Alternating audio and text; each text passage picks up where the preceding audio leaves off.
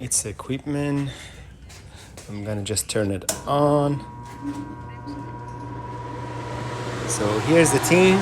As you see, this is the coolest one and this is the hottest one. I just put it on the hot and whatever, let's say 10-minute, 5-minute or things. You can adjust the air from here.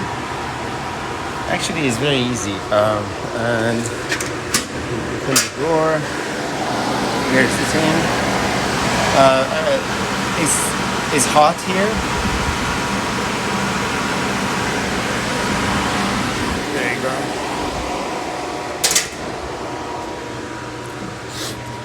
That's about it. Okay, let me tell you something. This is just the we have mentioned in the listing. This is kind of nothing because it doesn't send any pulse or any look here. Let me see if I can open it here. As you see, there is nothing there. It's just the indicator. Maybe it needs a battery or something like that. So we didn't touch it.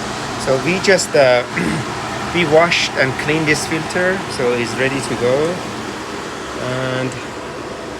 And that's it. It's very simple, but very nice and practical machine.